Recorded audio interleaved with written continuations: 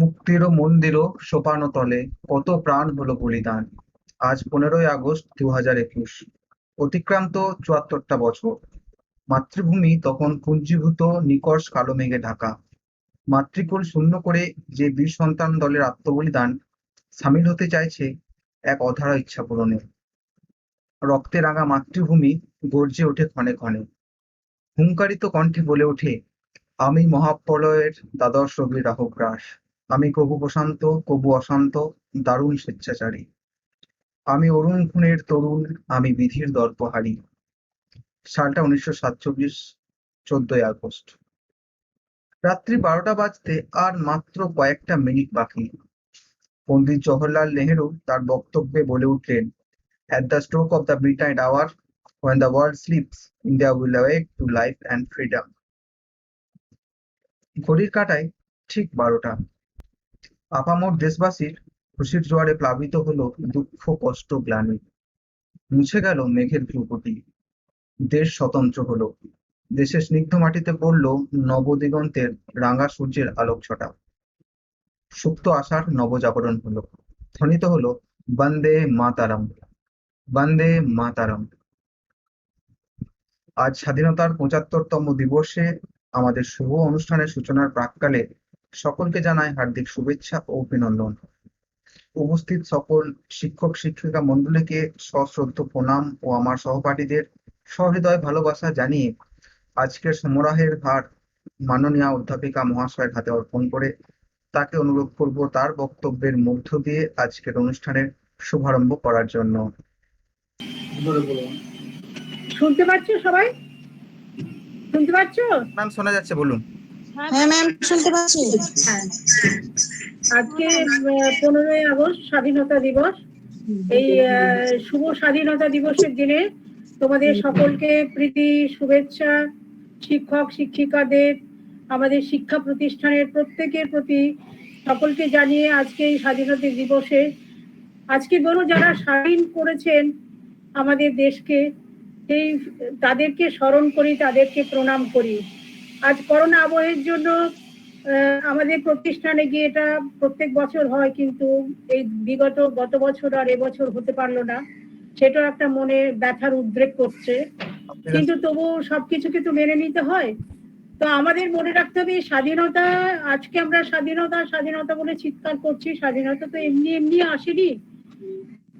এর পেছনে যে মানুষদের অবদান রয়েছে, সেই রামচন্দ্রের সেতু বন্ধনের মতো, সেই কাঠবিড়ালির গা ঝেড়ে দেওয়ার একটু বালির মতো, যারা একদম প্রত্যন্ত গ্রাম থেকে যারা বিভিন্ন ভাবে সাহায্য করেছে স্বাধীনতা অর্জনের জন্য, যে পরাধীন মানে স্বাধীনতাহীনতায় কে বাঁচিতে চায় রে কে বাঁচিতে চায়, কাজে পরাধীন ভাবে কেউ বাঁচতে চায় না, সবাই স্বাধীনতা চায়।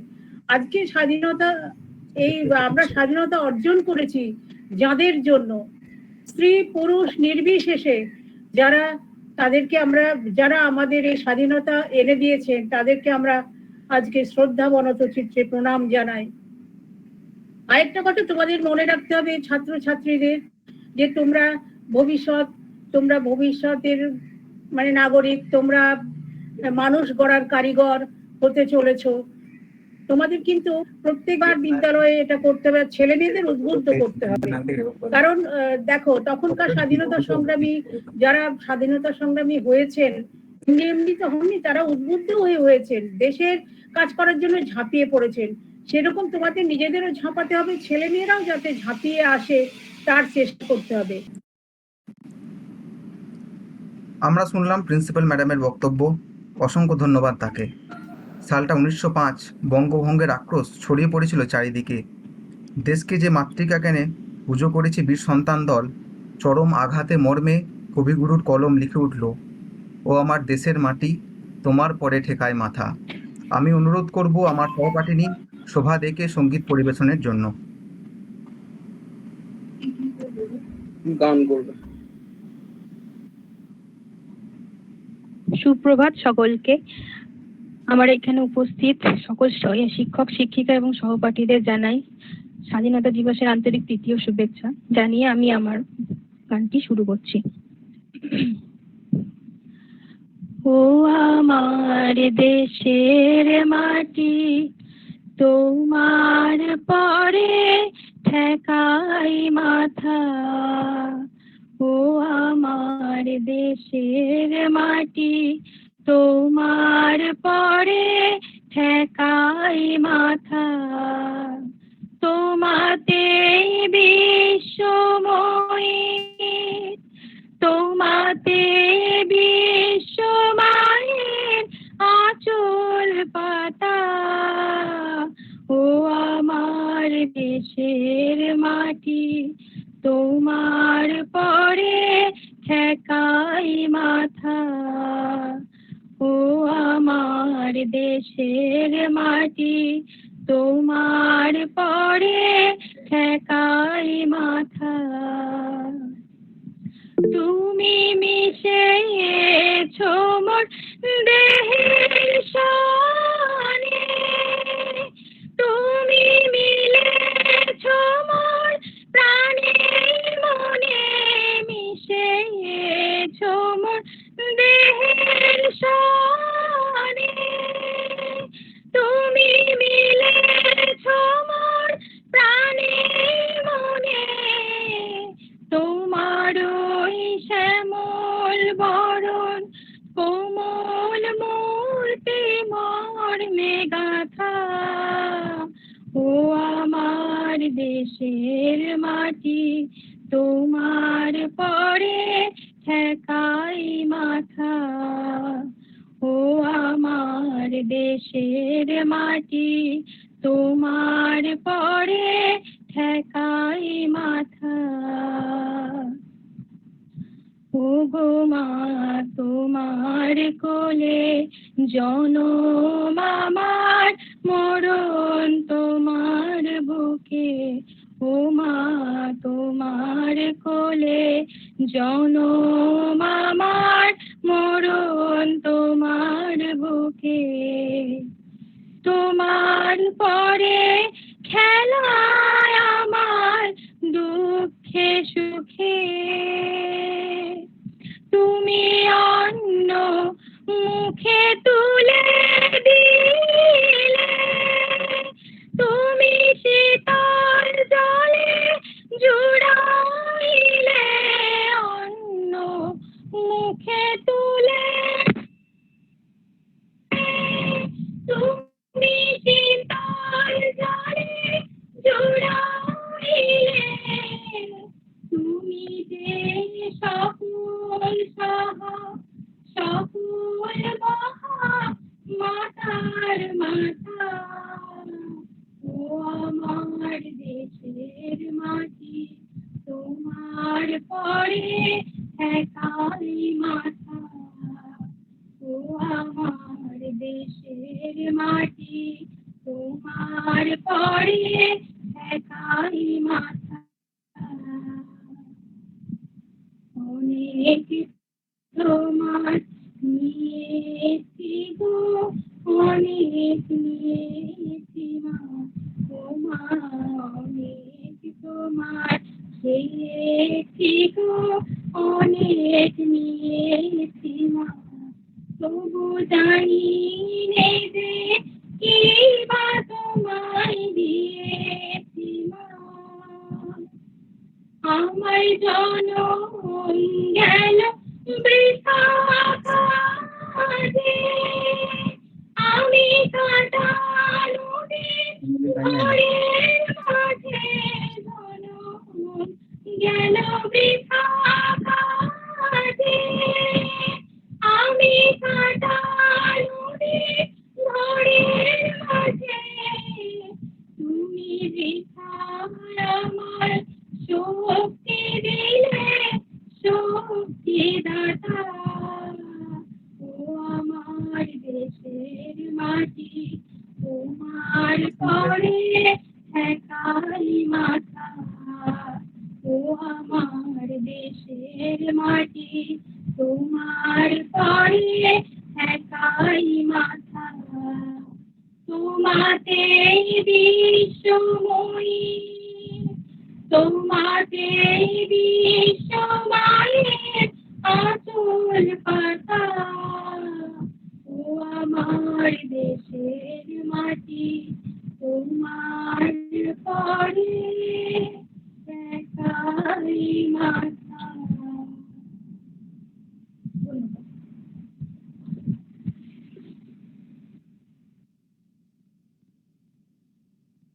ধন্যবাদ শোভাকে।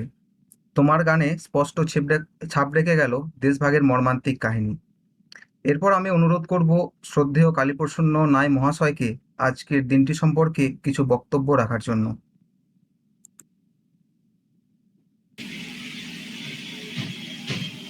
অনেক ধন্যবাদ পৃথ্বীরাজকে। সকলকে সুপ্রভাত। শ্রদ্ধেয়া অধ্যক্ষ মহাশয়া, আমার সহকর্মীবৃন্দ এবং সেনের ছাত্রছাত্রীরা, আজ ৭৫তম স্বাধীনতা দিবস। আজকের দিনে ১৯৪৭ খ্রিস্টাব্দে ভারতবর্ষে ব্রিটিশ শাসনের অবসান ঘটেছিল এবং শাসন ক্ষমতা ভারতীয়দের হস্তান্তরিত হয়েছিল। রাজনৈতিক কারণে আজকের দিনটি ভারতীয়দের কাছে অবশ্যই একটি বিশেষ দিন। তবে দেশ বিভাজনের বিষয়টিও আমাদের কাছে, অর্থাৎ ভারতীয়দের কাছে অত্যন্ত স্পর্শকাতরও ছিল। ভারতবর্ষের স্বাধীনতা আন্দোলনের বিভিন্ন দিক আছে, অর্থাৎ প্রাথমিক পর্যায়ে এরকম ছিল, তারপর মধ্যবর্তী সময়ে এরকম ছিল, মিডিল ফেজ এবং ম্যাচিওর ফেজ, একদম ফাইনাল পর্যায়ে। তো দেখা যাচ্ছে যে এই বিভিন্ন মুভমেন্টের বা বিভিন্ন আন্দোলন বা বিদ্রোহ বা বিপ্লব যাই বলো কেন, তার প্রকৃতিও বিভিন্ন ছিল। স্বাধীনতা আন্দোলনের সঙ্গে যুক্ত বিশেষ বিশেষ ঘটনাগুলি বিশেষ বিশেষভাবে তাৎপর্যপূর্ণ। আমরা স্বাধীনতা দিবসকে স্মরণ করতে গিয়ে ভারতবর্ষের স্বাধীনতা আন্দোলন এবং আন্দোলনে অংশগ্রহণকারী ব্যক্তিবর্গ বলা ভুল হবে, নেতৃত্ববর্গকে আমরা বিশেষ করে স্মরণ করে থাকি এবং আমরা কম বেশি প্রত্যেকেই এসব নেতৃত্ববর্গ এবং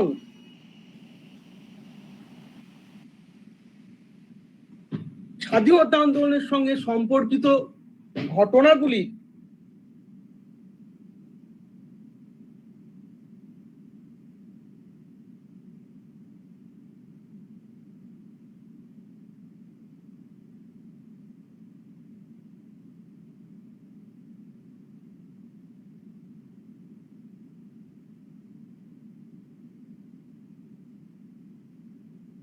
শিক্ষক, তোমরা নিজেরাই বা আমরা শিক্ষক শিক্ষিকা প্রত্যেকেই, যেহেতু আমরা বিএড প্রোগ্রামের সঙ্গে সম্পর্কিত, সেই জন্য বিএড কোর্সের একটি অন্যতম দিক হলো শিক্ষা মনোবিজ্ঞান বা শিক্ষা মনোবিজ্ঞানের চর্চা। তাই শিক্ষা মনোবিজ্ঞান এবং স্বাধীনতা আন্দোলন, এই দুটি দিককে মাথায় রেখে আমি আজকের আলোচনায়, অর্থাৎ স্বাধীনতা আন্দোলনে মনোবৈজ্ঞানিক প্রভাব কিছুটা আলোচনা করব। কারণ আমরা রাজনৈতিক, অর্থনৈতিক, সামাজিক প্রেক্ষাপট বেশিরভাগ ক্ষেত্রেই আলোচনার বিষয়বস্তু হয়ে থাকে। কম বেশি আমরা অনেকেই জানি, কিন্তু এই যে তোমার psychological effect on Indian freedom movement, এই বিষয়ের আলোচনা আমার মনে হয়েছে যে এখানে কিছুটা নতুনত্ব আছে। সাধারণভাবে ভারতবর্ষে স্বাধীনতা আন্দোলনের ইতিহাসে যে মুভমেন্টগুলি আমাদের সামনে আসে সেগুলি হলো, আমি প্রথমেই বললাম, ইনিশিয়াল ফেজে কিছু আঞ্চলিক বিদ্রোহ, রিজিয়নাল মুভমেন্টস। রিজিয়নাল মুভমেন্ট বলতে তোমরা প্রত্যেকেই জানো, সাঁওতাল বিদ্রোহ, কোল বিদ্রোহ, নীল বিদ্রোহ, দাক্ষিণাত্য আন্দোলন। আবার জাতীয় কংগ্রেস প্রতিষ্ঠা হওয়ার পর কংগ্রেসী আন্দোলন, এক্ষেত্রে নরমপন্থী কংগ্রেসী আন্দোলন, চরমপন্থী কংগ্রেসী আন্দোলন। পরবর্তীকালে একদম ম্যাচুয়ার ফেজে জাতীয় স্তরের কিছু বিশেষ বিশেষ আন্দোলন, অর্থাৎ নন কোঅপারেশন মুভমেন্ট, অসহযোগ আন্দোলন, সিভিল ডিসঅবিডিয়েন্স মুভমেন্ট, আইন অমান্য আন্দোলন, কুইট ইন্ডিয়া মুভমেন্ট, ভারত ছাড়ো আন্দোলন ইত্যাদি কিন্তু রয়েছে। কিন্তু আজকের দিনে যে কথাটি বিশেষভাবে বলতে হয় আমার আলোচনায়, যদিও আমি মনোবৈজ্ঞানিক দিকের ওপর গুরুত্ব আরোপ করছি, তাহলেও বলতে হয় আমি এই যে প্রাথমিক পর্যায়, মধ্যবর্তী পর্যায় এবং তোমার একদম ফাইনাল স্টেজ, চূড়ান্ত পর্যায়ে যেসব আমি মুভমেন্টের কথা বললাম, এগুলো একদিক। আর একদিক হলো ভারতের স্বাধীনতা আন্দোলনে নেতাজি সুভাষচন্দ্র বসু এবং তার আজাদ হিন্দ ফৌজ। আজকের আলোচনায় আমি প্রথমেই বললাম যেখানে আমি বিশেষ ফোকাস দিতে চাইছি সেটি হলো এই সমস্ত মুভমেন্টগুলিতে, অর্থাৎ আঞ্চলিক স্তরে বলো, প্রাদেশিক স্তরে বলো, জাতীয় স্তরে বলো, সাধারণ মানুষের ভূমিকা কেমন ছিল এবং তাদের ক্রিয়া প্রতিক্রিয়াগুলি কি ধরনের মানসিক প্রক্রিয়ার পরিপ্রেক্ষিতে ঘটেছিল, মেন্টাল প্রসেস। কারণ আমরা প্রত্যেকেই জানি কোন মুভমেন্ট বা আন্দোলন কোনো একজন ব্যক্তির দ্বারা পরিচালিত হওয়ার বা সংগঠিত হওয়া সম্ভব নয়। এখানে যদি সাধারণ মানুষের স্বতঃস্ফূর্ত ভূমিকা না থাকে তাহলে কোনোভাবেই কোনো রাষ্ট্রের পক্ষে তার রাজনৈতিক, অর্থনৈতিক, সামাজিক, সাংস্কৃতিক পথ পরিবর্তন সম্ভব একেবারেই নয়। আমরা দেখছি যে আঞ্চলিক বিদ্রোহগুলি, আঞ্চলিক বিদ্রোহ কোন বিষয়ে আমি আগেই বলেছি, আঞ্চলিক বিদ্রোহগুলি আঞ্চলিক স্তরে সীমাবদ্ধ থাকলেও, অর্থাৎ সাঁওতাল বিদ্রোহ সাঁওতাল পরগনায়, দাক্ষিণাত্য আন্দোলন দক্ষিণ ভারতে, সাউথ ইন্ডিয়ায় আঞ্চলিক স্তরে সীমাবদ্ধ থাকলেও এর প্রভাব ছিল কিন্তু সুদূর প্রসারী, অনেক দূর ছিল রেজাল্ট, অর্থাৎ দেশের বিস্তীর্ণ অঞ্চলে কিন্তু এই বিদ্রোহের প্রভাবগুলো ছড়িয়ে পড়েছিল। আবার জাতীয় স্তরে যে আন্দোলনগুলি আমরা দেখেছি, আমি জাতীয় স্তরে তিনটে বিখ্যাত বা তিনটে বিশেষ আমি মুভমেন্টের কথা বললাম, non cooperation movement, civil disobedience movement, quit India movement. এগুলো জাতীয় স্তরের আন্দোলন বা মুভমেন্ট হলেও এগুলো কিন্তু প্রাদেশিক স্তর, স্টেট লেভেল, প্রভিন্সে, ডিস্ট্রিক্ট লেভেল, জেলা স্তর এবং এমনকি এগুলো শহর, গ্রাম, গঞ্জেও কিন্তু এগুলো বিশেষভাবে সাফল্য লাভ করেছিল এবং সংগঠিত রূপে এগুলি দেখা গিয়েছিল। তাহলে এক্ষেত্রে বোঝা যাচ্ছে যে নিচের স্তর থেকে, অর্থাৎ রাজনৈতিক যে আমাদের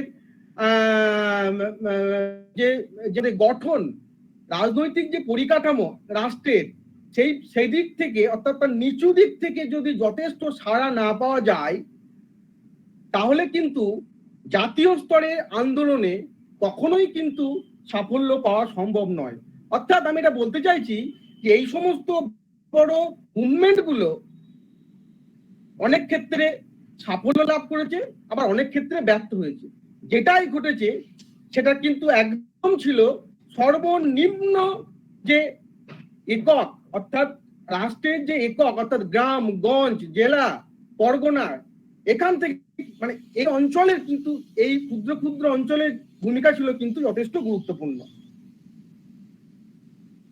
ভারতবর্ষের এই স্বাধীনতা আন্দোলনের ইতিহাস চর্চা করে তার মনোবৈজ্ঞানিক প্রভাব অর্থাৎ সাইকোলজিক্যাল ইফেক্ট বিশ্লেষণ করতে গিয়ে যে মানসিক প্রক্রিয়াগুলোকে গুরুত্ব দেওয়া উচিত বলে আমার ব্যক্তিগতভাবে মনে হয়েছে, আমি সেগুলো তোমাদের সামনে কয়েকটা বিশেষ পয়েন্ট আমি তোমাদের সামনে আমি তুলে ধরতে চাই। সেটা হচ্ছে গিয়ে ফার্স্ট অফ অল আমার মনে হয়েছে যে relation between emotion and freedom movements, স্বাধীনতা আন্দোলনের সঙ্গে মানুষের পক্ষ এর একটা সম্পর্ক ছিল। এখানে ইমোশনটা কি রকম ইমোশন না, প্রথম তো ইমোশন হচ্ছে গিয়ে যে আমরা পরাধীন, উই আর নট ইন্ডিপেন্ডেন্ট, আমরা পরাধীন। দ্বিতীয় ইমোশন আমরা কি বলতে পারি, উই অল আর ইন্ডিয়ান, আমরা ভারতীয়। এই বোধ থেকেই আসছে কিন্তু জাতীয়তা বোধ বা ন্যাশনালিজম। অর্থাৎ ন্যাশনালিজম সাধারণ মানুষের মধ্যে জাগ্রত করা সবচেয়ে ভূমিকা গ্রহণ করেছিল মানুষের পক্ষ। ইমোশন, এই ইমোশনগুলি সঠিকভাবে মানসিক প্রক্রিয়া ঘটেছিল বলেই, মেন্টাল প্রসেস ঘটেছিল বলেই কিন্তু সাধারণ মানুষ স্বতঃস্ফূর্তভাবে নেতৃত্ব বর্গের সঙ্গে যোগদান করেছিল। দ্বিতীয় আমার যে বিষয়টি মনে হয়েছে সেটি হচ্ছে mental conflict between the needs of common people and to confront the government facilities, social respect, etcetera. অর্থাৎ এখানে আমি বলতে চাইছি যে মানসিক একটা দ্বন্দ্ব সৃষ্টি হচ্ছে সাধারণ মানুষের মধ্যে। কিসের দ্বন্দ্ব না, তাদের একটা চাহিদা, তাদের নিডস, কাদের কাছে নিডস না, ব্রিটিশ গভর্নমেন্টের কাছে নিডস। কি নিডস না, সেটা হতে পারে পলিটিক্যাল নিডস, হতে পারে সেটা তোমার সোশ্যাল নিডস, হ্যাঁ, হতে পারে ইকোনমিক নিডস।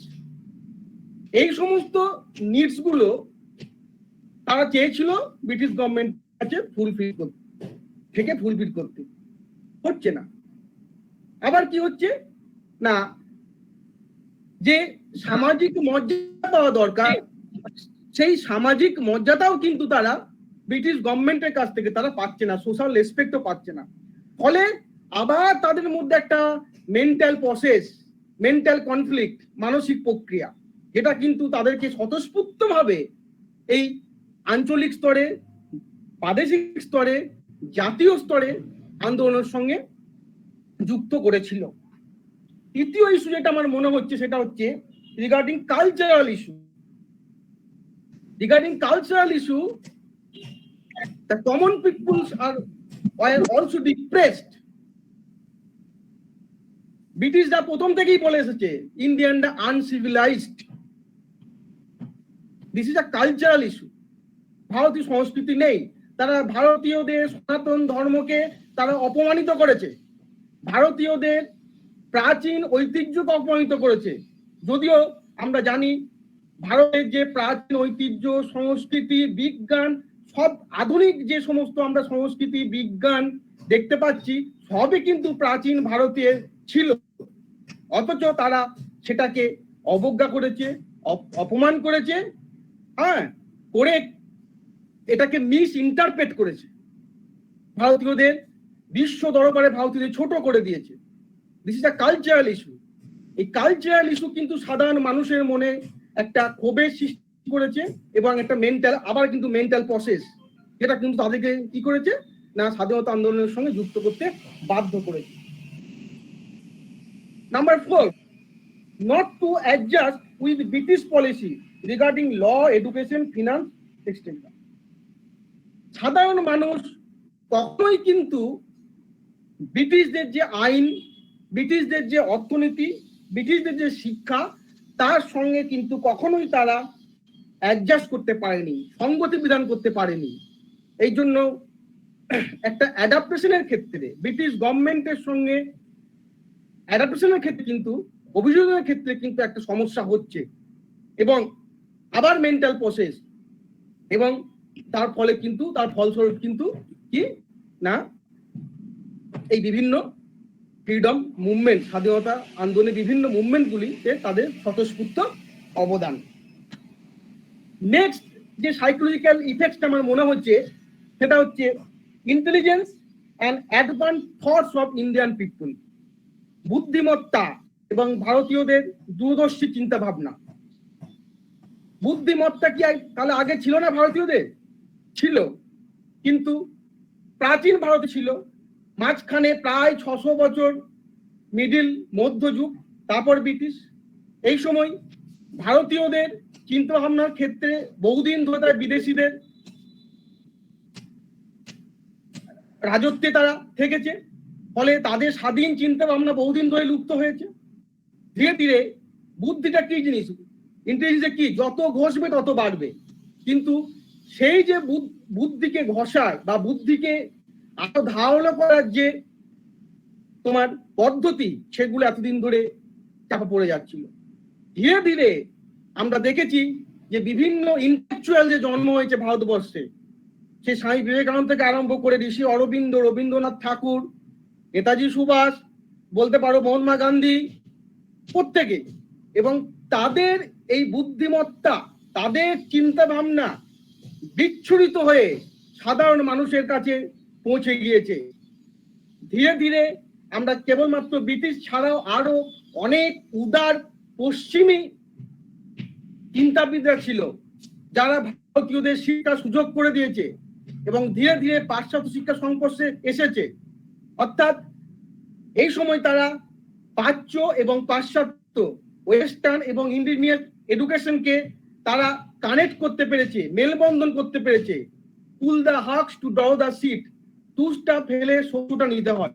অর্থাৎ ওয়েস্টার্ন এডুকেশনে যেটা অপ্রয়োজনীয় সেটা তারা ফেলে দিয়েছে, যেটা গ্রহণ করা সেটা গ্রহণ করেছে। প্রাচ্য ইন্ডিজিনিয়াস এডুকেশনের ক্ষেত্রেও তাই। এর ফলে তারা লজিক্যাল চিন্তা ভাবনা করতে আরম্ভ করেছে, যার ফলে কিন্তু অবশ্যই তারা সাধারণ মানুষ চিন্তা ভাবনার ক্ষেত্রে অনেক এগিয়ে গিয়েছে, তাদের বুদ্ধিমত্তা অনেকটাই ধারালো হয়েছে। এর ফলে কি হয়েছে না, এর ফলস্বরূপ তারা স্বাধীনতার কথা ভাবতে শিখেছে এবং স্বাধীনতা আন্দোলনে তারা স্বতঃস্ফূর্ত ভূমিকা গ্রহণ করেছে।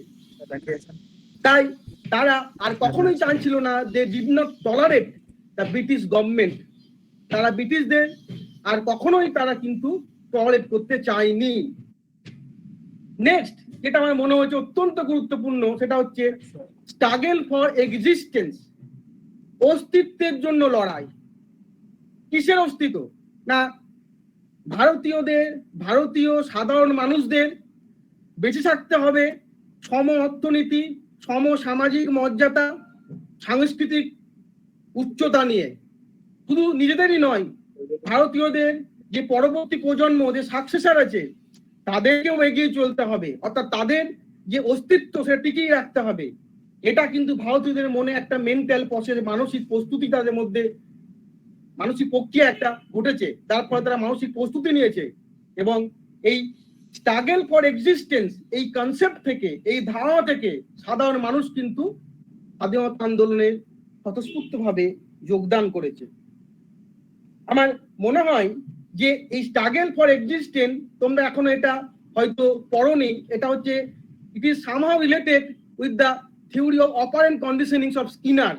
যারা স্কিনারের অপারেন্ট কন্ডিশনিং থিওরি পড়েছে তারা জানো যে কিভাবে সেখানে একটি ইঁদুর, ক্ষুধার্ত ইঁদুর নিজেকে বাঁচানোর জন্য কিভাবে সে প্রতিক্রিয়া করছে।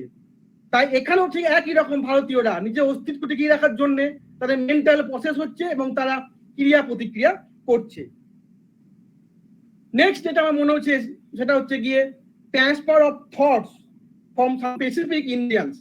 আমি প্রথমেই বললাম যে ঊনবিংশ শতকে এবং বিংশ শতকে অনেক ভারতীয় বুদ্ধিজীবী মহাপুরুষ তাদের জন্ম হয়েছে এবং তাদের চিন্তা ভাবনা তারা অত্যন্ত দ্রুত গতিতে ছড়িয়ে দিচ্ছে। এই চিন্তা ভাবনা সাধারণ মানুষকে অনুপ্রাণিত করেছে, তাদের মধ্যে মেন্টাল প্রসেস হয়েছে। আবার ইন্টারন্যাশনাল ক্ষেত্রে, আন্তর্জাতিক ক্ষেত্রে ঘটনা সঙ্গে ভারতীয়রা কিন্তু পরিচিত হয়েছে।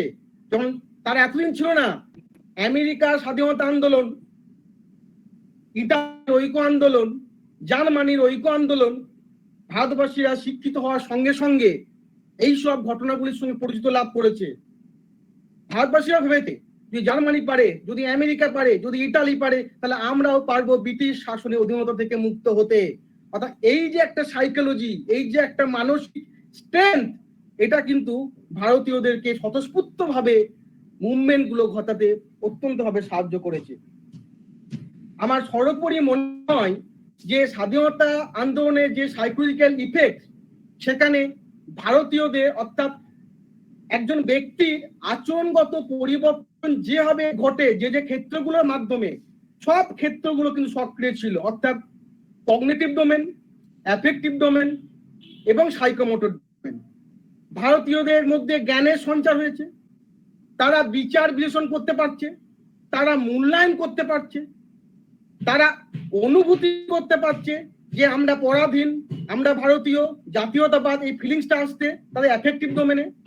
এবং তারা তাদের রচনার মাধ্যমে, লেখার মাধ্যমে, তাদের ক্রিয়াকলাপের মাধ্যমে, অর্থাৎ সাইকোমোটর ডোমেন, তারা কি করছে না স্বাধীনতা আন্দোলনকে আরো জোরদার করছে, ফ্রিডম মুভমেন্টকে আরো তোমার শক্ত করছে, স্ট্রং করার চেষ্টা করছে এবং দেশবাসীকে স্বাধীনতার পথে এগিয়ে নিয়ে যাচ্ছে।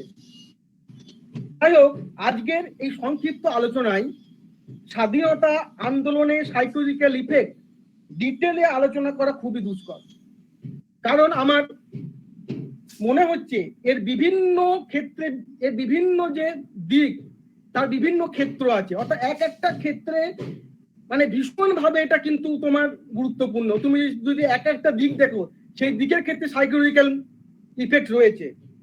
প্রত্যেক ক্ষেত্রে পৃথক পৃথক চিন্তা ভাবনার পরিধি আছে। তো আজকে আলোচনায় আমি কেবলমাত্র মনোবৈজ্ঞানিক প্রভাবে সাইকোলজিক্যাল ইফেক্টের সূত্রগুলি নির্দেশ করলাম, কারণ এই বিষয়টি স্বাধীনতা আন্দোলনের ইতিহাসে আমার মনে হয়েছে যে একেবারেই নতুন। আগে কেউ এইভাবে চিন্তা ভাবনা করেছে বলে আমার ঠিক মনে হয় না, এবং সম্পূর্ণভাবে এটি একটি আমার মৌলিক চিন্তা ভাবনা।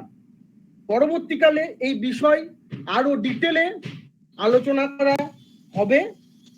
আশা করব আমি যে আজ তোমাদের সূত্র প্রদান করলাম, psychological effects of Indian freedom movement, এই সূত্র ধরে তোমরা তোমাদের চিন্তা ভাবনাকে এগিয়ে নিয়ে যাবে এবং আরো অনেক তথ্য তোমরা খাড়া করতে পারবে। যাই হোক, আজকে এই বলে আমার বক্তব্য আমি শেষ করছি। জয় হিন্দ, বন্দে মাতরম।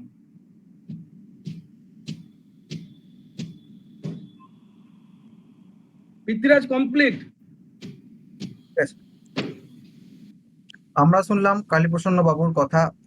খুব মার্জিত সময়ে অনেকগুলি বিষয়কে তিনি উপস্থাপন করলেন। আমি যতবার শহরের কংক্রিট ছেড়ে গ্রামের মেঠো পথের দিকে পা বাড়াই, গুনগুন প্রতিধ্বনি হৃদয়ে শুনতে পাই, এমন দেশটি কোথাও খুঁজে পাবে না কো তুমি। এরপর আমি প্রিয়াঙ্কা চ্যাটার্জিকে অনুরোধ করব সঙ্গীত পরিবেশনের জন্য।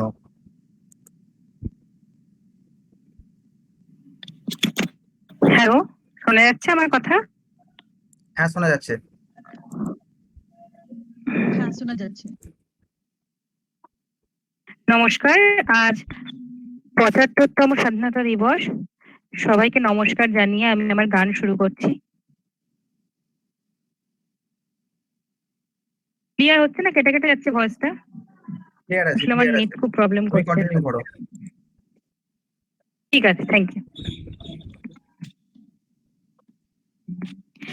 ধন ধান্য পুষ্প ভরা আমাদের এই বসুন্ধরা, তাহার মাঝে আছে দেশ এক, সকল দেশের সেরা। ও সে স্বপ্ন দিয়ে তৈরি সে দেশ, স্মৃতি দিয়ে ঘেরা। এমন দেশটি কোথাও খুঁজে পাবে না কো তুমি। ও সে সকল দেশের রানী সে দেশ, আমার জন্মভূমি। সে যে আমার জন্মভূমি, সে আমার জন্মভূমি। চন্দ্র সূর্য গ্রহ তারা কোথায় উজ্জ্বল এমন ধারা, কোথায় এমন খেলে তড়িৎ এমন কালো মেঘে। তার পাখির ডাকে ঘুমিয়ে উঠি, পাখির ডাকে জেগে।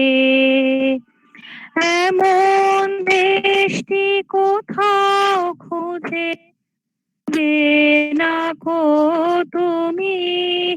ও সে সকল দেশের রানী সে দেশ, আমার জন্মভূমি। সে যে আমার জন্মভূমি, সে যে আমার জন্মভূমি। এত স্নিগ্ধ নদী কার, কোথায় এমন ধূম্র পাহাড়। হ্যালো, হ্যাঁ, শোনা যাচ্ছে, তুমি কন্টিনিউ করো। হ্যালো, শোনা যাচ্ছে? আমার আসলে নেটওয়ার্ক কানেকশন হ্যাঁ, মনে হয় কেটে গেছে। ক্লিয়ার শোনা যাচ্ছে, ক্লিয়ার শোনা যাচ্ছে। আচ্ছা আচ্ছা। কোথায় এমন হরিত ক্ষেত্র, আকাশ মেশে এমন ধানের উপর ঢেউ খেলে যায়, বাতাস কাহার দেশে। এমন দেশটি কোথাও খুঁজে পাবে না কো তুমি। ও সে সকল দেশের রানী সে যে আমার জয়।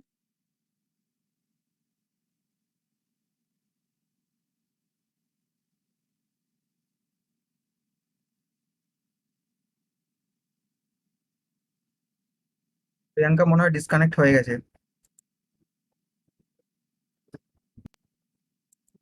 বেশ, আমরা পরবর্তীতে চলে যাচ্ছি।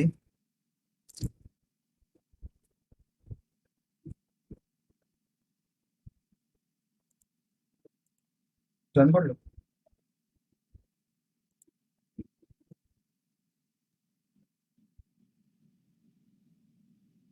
ধন্যবাদ প্রিয়াঙ্কা। পরবর্তীতে আরো শুনবো। স্বাধীনতা যে ছিনিয়ে নিতে হয় শির দ্বারা সোজা করে, তার এক উজ্জ্বল প্রতিচ্ছবি কাজী নজরুল ইসলাম। তার ক্ষুরধার কলমে জ্বলে উঠেছিল লেলিহান অগ্নিশিখা। আমি ঝুমা মণ্ডলকে অনুরোধ করব কবিতা পাঠ করার জন্য।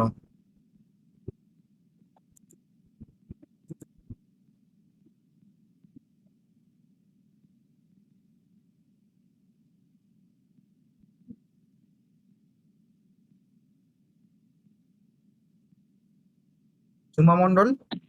নমস্কার। হ্যাঁ, হ্যালো, শোনা যাচ্ছে আমার কথা? হ্যাঁ, শোনা যাচ্ছে, তুমি কন্টিনিউ করো।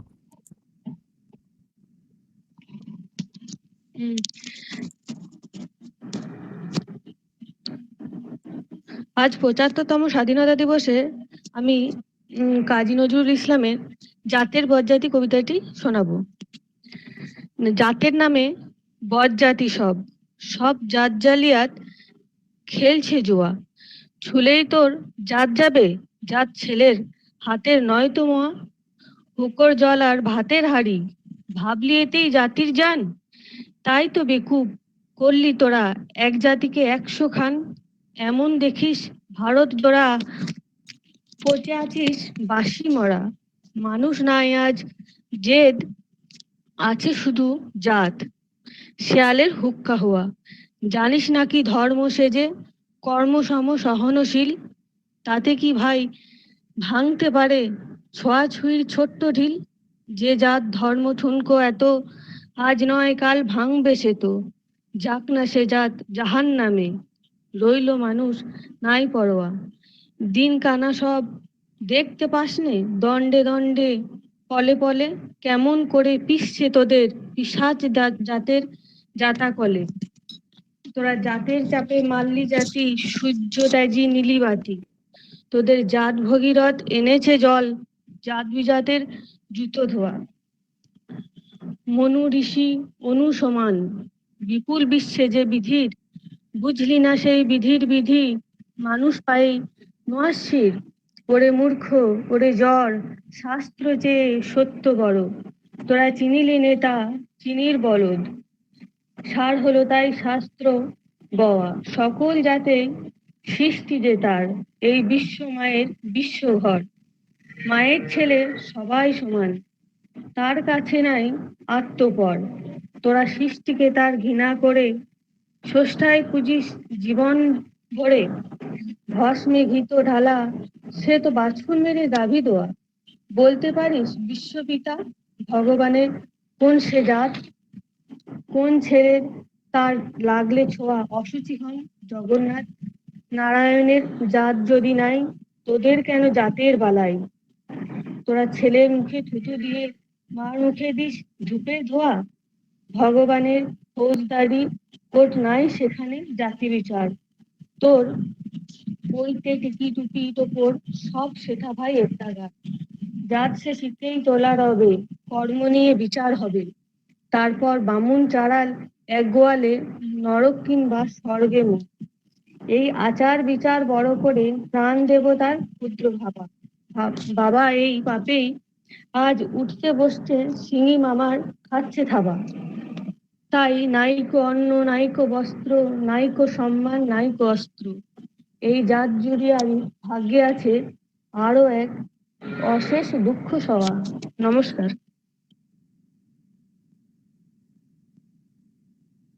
খুব সুন্দর অনবদ্য উপস্থাপন।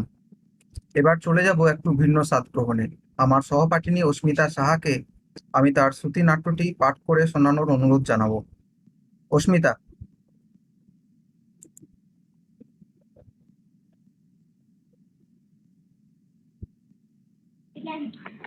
পিচের সড়ক যেখানে বাঁক নিয়েছে, সেখানে গড়ে উঠেছে ছোট্ট একটি বাজার। পেছনে ঘন বসতবাড়ি, আঁকাবাঁকা রাস্তার পাশেই গড়ে উঠেছে হাড় রূপালের মুদিখানা, ভোলা ময়রার মিষ্টির দোকান, একটি চায়ের দোকান, দুটো পোশাকের ও একটি ন্যায্য মূল্যের। রাত 8টার পর বাজারের আলো আর দেখা যায় না বললেই চলে। মাঝে মাঝে চলে যায় ট্রাক, ধুলো উড়িয়ে দূরের শহরের দিকে।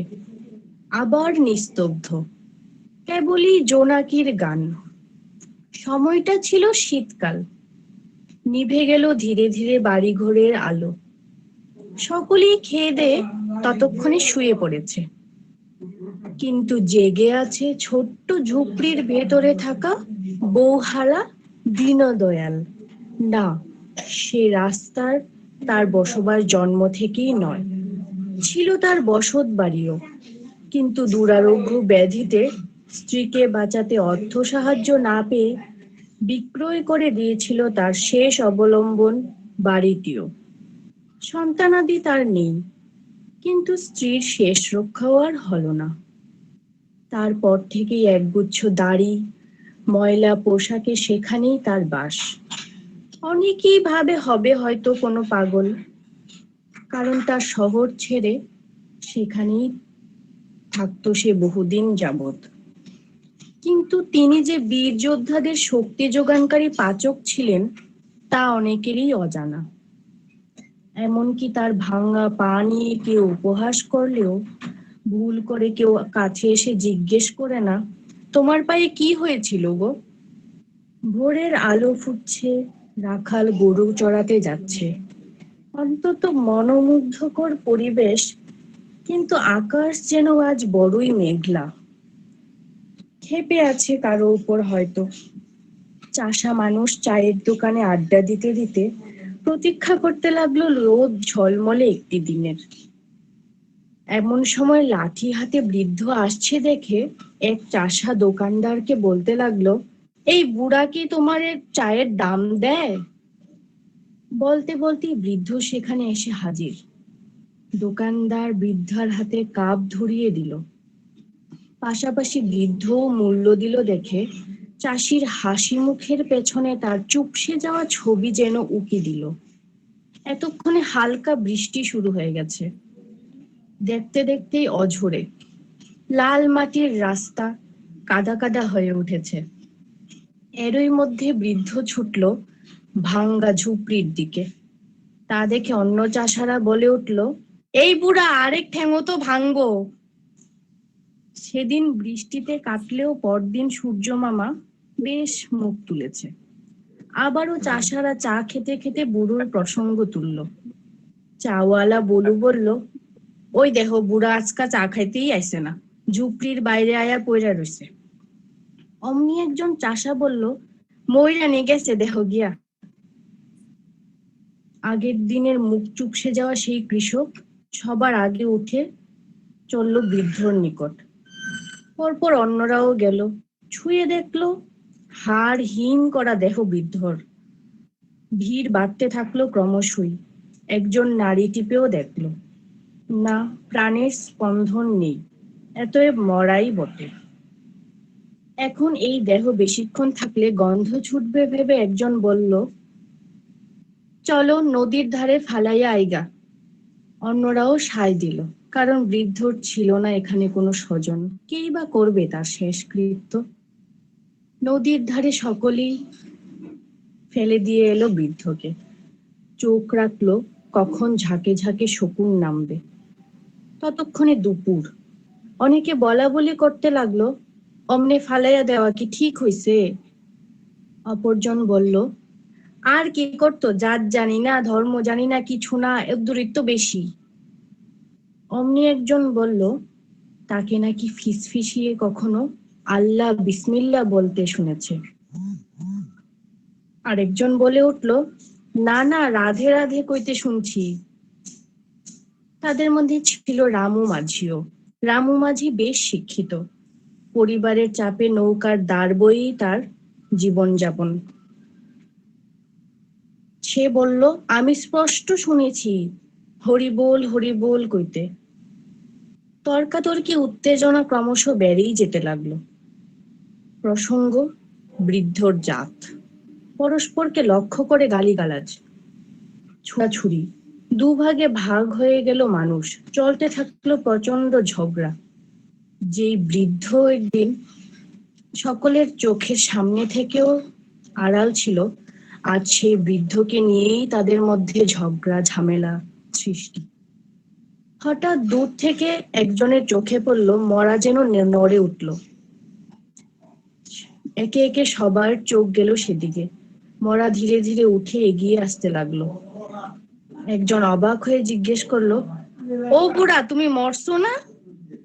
আরেকজন বলল, তুমি কি বুড়া না বুড়ার ভূত? বৃদ্ধ ফেল ফেল করে দুদলের দিকেই তাকিয়ে দেখতে লাগলো।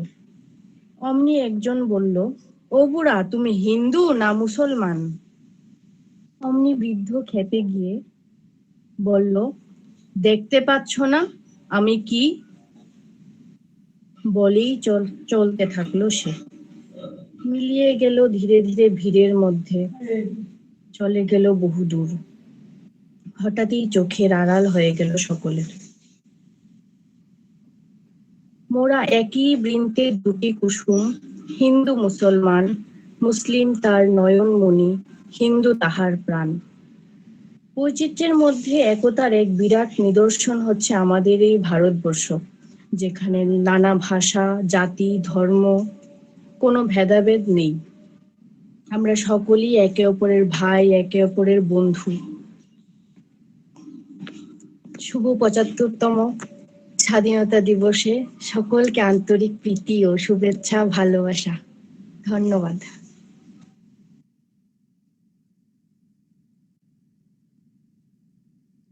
অনেক শুভেচ্ছা অস্মিতা, তোমার শ্রুতিমধুর পরিবেশনে আমরা সত্যিই মুগ্ধ।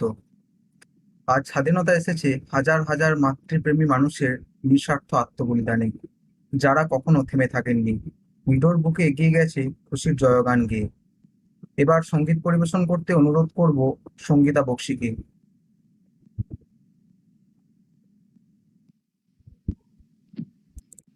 আমার সকল স্যার আর ম্যামদের সবাইকে প্রণাম জানাচ্ছি আর আমার সহপাঠীদের অনেক অনেক ভালোবাসা। আমি গানটি শুরু করছি। আমার কথা শুনতে পাওয়া যাচ্ছে? হ্যাঁ, ক্লিয়ার শোনা যাচ্ছে, তুমি কন্টিনিউ করো। হ্যাঁ, শুনতে পাই। কদম কদম বাড়ায়ে চল বন্দে মাতরম বল, কৃষক শ্রমিক নওজোয়ান এগিয়ে চল রে চল। ছাত্র যুবক জনতা আমরা সবাই একতা, ছাত্র যুবক জনতা আমরা সবাই একতা, শক্তি দিয়ে ভক্তি দিয়ে দেব মোদের বল। কদম কদম বাড়ায়ে চল বন্দে মাতরম বল, কৃষক শ্রমিক নওজোয়ান এগিয়ে চল রে চল। দেশের জন্য দিয়েছে প্রাণ বাঘা যতীন ক্ষুদিরাম, অমর হয়ে রইবে তাদের ত্যাগের অবদান। ছাত্র যুবক জনতা আমরা সবাই একতা, ছাত্র যুবক জনতা আমরা সবাই একতা, শক্তি দিয়ে ভক্তি দিয়ে দেব মোদের বল। কদম কদম বাড়ায়ে চল বন্দে মাতরম বল, কৃষক শ্রমিক নওজোয়ান এগিয়ে চল রে চল। নেতাজি গান্ধীজি শাস্ত্রীজি লও প্রণাম, অমর হয়ে রইবে তাদের ত্যাগের অবদান। ছাত্র যুবক জনতা আমরা সবাই একতা, ছাত্র যুবক জনতা আমরা সবাই একতা, শক্তি দিয়ে ভক্তি দিয়ে দেব মোদের বল। কদম কদম বাড়ায়ে চল বন্দে মাতরম বল, কৃষক শ্রমিক নওজোয়ান এগিয়ে চল রে চল। কৃষক শ্রমিক নওজোয়ান এগিয়ে চল রে চল, কৃষক শ্রমিক নওজোয়ান এগিয়ে চল রে চল।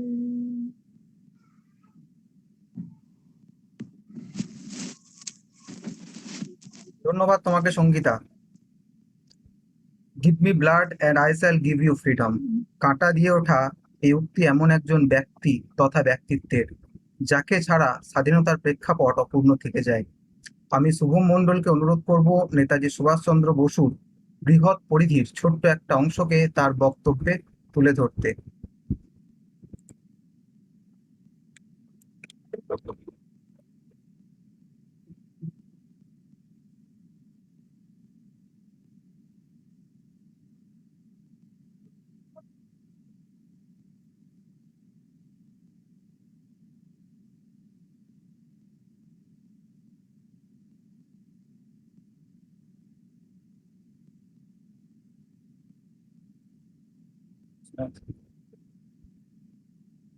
প্রথমেই আমি আজকের অনুষ্ঠানে উপস্থিত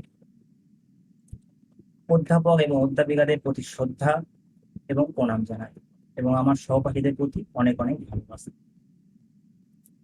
এই ৭৫তম স্বাধীনতা দিবসে আমি বীর শহীদদের প্রতি শ্রদ্ধা এবং প্রণাম জানাই।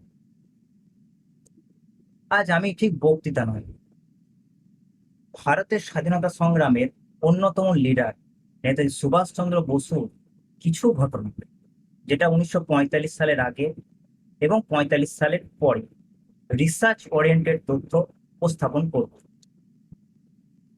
রিসার্চারের নামটা আমি শেষে উল্লেখ করব, কারণ আমার মনে হয়েছে নেতাজিকে বারবার আমাদের দেশের মধ্যে বা আমাদের সমাজের মধ্যে কুক্ষিগত করে রাখা হয়েছে।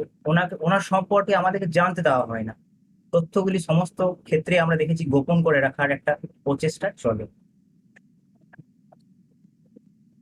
আর আশা রাখি অবশ্যই এই তথ্যগুলি জানার পর আমাদের সকলে ওনার প্রতি শ্রদ্ধা এবং ওনার প্রতি জানার যে কৌতূহল সেটা বৃদ্ধি পাবে। নেতাজিকে নিয়ে বিভিন্ন সিনেমা, বইপত্র, সিরিয়াল হলেও আমরা ওনার সম্পর্কে কমই জানি।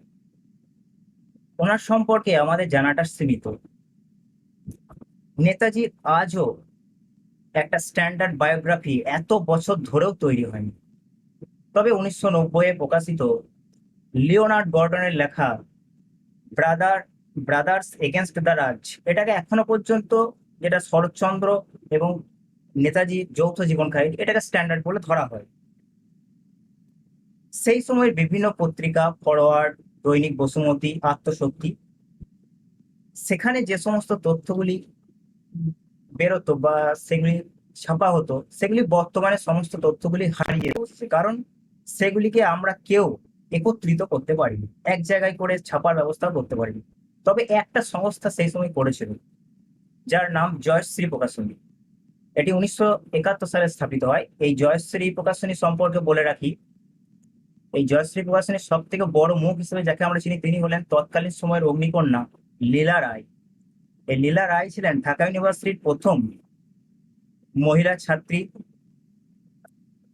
গ্র্যাজুয়েট প্রথম এবং ফার্স্ট গোল্ড মেডেলিস্ট, বিএ এবং এমএ। এছাড়াও তিনি নেতাজির বিপ্লবী দলের সঙ্গে যুক্ত ছিলেন এবং পরবর্তীকালে বিভিন্ন ধরনের রিফিউজি সমস্যা নিয়ে কাজ করেছেন। এই জয়শ্রী প্রকাশনী চেষ্টা চালায় 1931 সালে বিভিন্ন যে সমস্ত পত্র পত্রিকা বা আর্কাইভস থেকে যা যা পাওয়া যায় সেই সমস্ত ডাটাকে এক জায়গায় করে তিনি চেয়েছিলেন যে নেতাজি সুভাষ চন্দ্রের সম্পর্কে ছাপা বের করা, এবং ওনারা বেরও করেছিলেন 6টি খণ্ডে সুভাষ রচনা বই। কিন্তু এখানে দুঃখের বিষয়, নেতাজির পরিবার এই জয়শ্রীর বিরুদ্ধে মামলা করে, হাইকোর্টে মামলা করে। পরবর্তী সময়ে তবে হাইকোর্ট কিছুটা জয়শ্রী ফেভারে রায় দিয়েছিল এবং পরবর্তীকালে ওনার হয়ে জয়শ্রী হয়েই মামলা লড়েন আইনমন্ত্রী অশোক সেন। কিন্তু এটা সম্ভব হয়নি ওনাদের কাজটা চালিয়ে যাওয়া, কারণ একটা আর্থিক বিষয় ওনাদের কাছে বিরাট একটা প্রবলেম ছিল, কারণ আমাদের সমাজে এখনো আমরা বইপত্র কিনে একটু পড়তে কমই ভালোবাসি। এছাড়াও বাঙালির ল্যাক অফ ইন্টারেস্ট, সরকারের অনীহা, এগুলো অন্যতম কারণ ছিল।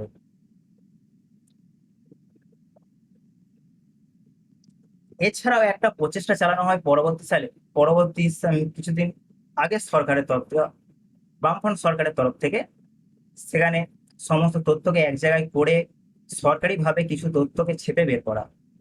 কিন্তু এখানেও নেতাজি রিসার্চ ব্যুরো আপত্তি জানায় এবং সেটা বাধ্য হয়ে বন্ধ হয়ে যায়। এবং নেতাজিকে এখানেও কিন্তু কুক্ষিগত করে রাখার ক্ষেত্রে ওনার পরিবারের একটা অবদান আছে। এছাড়াও পরবর্তী সালে আমরা জানি 2005 খ্রিস্টাব্দে মুখার্জি কমিশনও কিন্তু ওনারা বলেছিলেন যে নেতাজি দুর্ঘটনাটা 1945-এ উনি মারা যাননি, কোনো কিছু প্রমাণ পাওয়া যায়নি, মৃত্যুর সম্পর্কে প্রমাণ পাওয়া যায়নি। কিন্তু সেখানেও আমাদের সব থেকে যে 3জন মানুষের বড় অবদান, সেই 3জন মানুষের আমি নাম উল্লেখ করবো না, বাট সে 3জনই বাঙালি।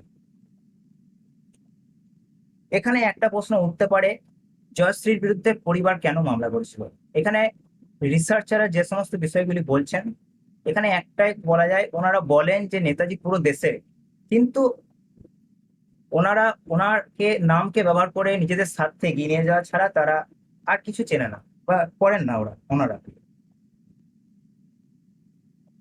এই নেতাজির মৃত্যু নিয়েও কিন্তু ওনাদের যে পরিবারের মধ্যে বিভেদ লক্ষ্য করা যায়। যেমন সুরেন্দ্রনাথ বসু বিশ্বাস করতেন যে ওনার ভাই বেঁচে রয়েছেন, তিনি 1972 সাল পর্যন্ত তিনি খোসলা কমিশনের সামনে দাঁড়িয়ে এটা বলেছেন। দ্বিজেন্দ্রনাথ বসুও বলেছেন যে উনি বেঁচে রয়েছেন। শিশির বসুর যে পরিবার, ওনারা কিন্তু 1965 সাল থেকে বলে আসছেন যে না, বিমান দুর্ঘটনার মৃত্যুটাই সত্য। এবং এই শিশির বসুর বড় দাদা অমিয়নাথ বসু, ইনিও বলে আসছেন যে 2011-12 পর্যন্ত তিনি বলেছেন যে আমাদের নেতা সুভাষচন্দ্র বোস জীবিত ছিলেন এবং তিনি চলে যান, রাশিয়ায় চলে যান, সেখানে ওনাকে মেরে ফেলা হয়। তবে গুন্নাই বাবার সামনে আসার পর সমস্ত পরিবার কিন্তু এক জায়গায় হয়ে যায়। ওনারা একসঙ্গে বলতে থাকেন যে না, নেতাজির মৃত্যুটা 1945-এ ওটাই সত্য। কারণ এখানে রিসার্চারে যে সমস্ত তথ্য জানাচ্ছেন, কারণ যদি এটা প্রমাণিত হয়ে যায় তিনি 51-52-তে দেশে ফিরেছেন এবং 85 পর্যন্ত জীবিত ছিলেন কিন্তু পরিবারের সঙ্গে কোনো টাচ রাখেননি বা যোগাযোগ করেননি, তাহলে এখানে কিন্তু পরিবারের যে প্রেস্টিজ, যে সম্মান, সেটা কিন্তু ক্ষুণ্ণ হতে পারে। এছাড়াও একটা, আমি এর পরের যে ঘটনাটি বলবো আরো ইন্টারেস্টিং। জওহরলাল নেহেরুর মৃত্যুর পর ওনার যখন মৃতদেহ তিনমূর্তি ভবনের সামনে সাজানো রয়েছে, দেশ বিদেশ থেকে ডিগনিটরিরা আসছেন, দেখে যাচ্ছেন, সেই সময়ে ইন্টেলিজেন্স ব্যুরোর ডিরেক্টর BN মল্লিক তিনি ছোটাছুটি করছেন। কেন? ওনার একমাত্র উদ্দেশ্য কিন্তু ছিল না যে সিকিউরিটি দেখা, ওনার উদ্দেশ্য ছিল কোথাও কোনো কু অ্যাটেম্প্ট হচ্ছে কিনা স্পট করা। কু অ্যাটেম্প্ট কি না, তিনি সরকার জানতেন তিনি জীবিত এবং তিনি দেশে ফিরে আসবেন, আর দেশে ফিরে এলে সরকারকে পাল্টে দেওয়ার একটা কিন্তু প্রচেষ্টা হতে পারে। আর BN মল্লিক জানতেন যে তিনি নিশ্চিত এই কাজে আসবেন, মানে তিনমূর্তি ভবনে সেদিন আসবেন, এবং এখানে কিন্তু ওনাকে আইডেন্টিফাই করা অতটা সহজ হবে না। এছাড়াও আরো একটা ইন্টারেস্টিং ঘটনা, ওই দিনই লাল বাহাদুর শাস্ত্রী যিনি সেক্রেটারি ছিলেন এবং দিল্লি প্রদেশ কংগ্রেসের অধ্যক্ষ তিনি ছিলেন, জগদীশ কোটেশিয়া। এই জগদীশ কোটেশিয়া 1971-72 সাল পর্যন্ত তিনি খোসলা কমিশনের সামনে সাক্ষ্য দিতে এসে বলেছেন যে সেই সময় লাল বাহাদুর শাস্ত্রী নাকি ওনাকে একটা অদ্ভুত কথা বলে, ভেবে দেখো যদি আজ সুভাষ আমার সঙ্গে থাকতো কেমন হতো। এক্ষেত্রেও একটা অনুমান করা হয় যে লাল বাহাদুর শাস্ত্রী জানতেন তিনি মারা যাননি, বা কিছু একটা তথ্য ছিল ওনার কাছে। আমরা সবাই জানি গুন্নাই বাবার কথা, কিন্তু এখানে একটা প্রশ্ন উঠে আসে, তিনি সত্যি কি গুন্নাই বাবা ছিলেন? আর যদি বা ছিলেন তাহলে তিনি সামনে এলেন না কেন? তার থেকেও বড় প্রশ্ন, সত্যি কি নেতাজি বেঁচে ছিলেন? এই প্রসঙ্গে আমি একটা কথা বলে রাখি, 1946 সালে মাঝামাঝি সময় গান্ধীজির সেক্রেটারি খুরশেদ বিন নৌরোজি, দাদাভাই নৌরোজি যিনি নাতনি ছিলেন, উনি আমেরিকান জার্নালিস্ট লুই ফিশারকে লিখছেন চিঠিতে যে যদি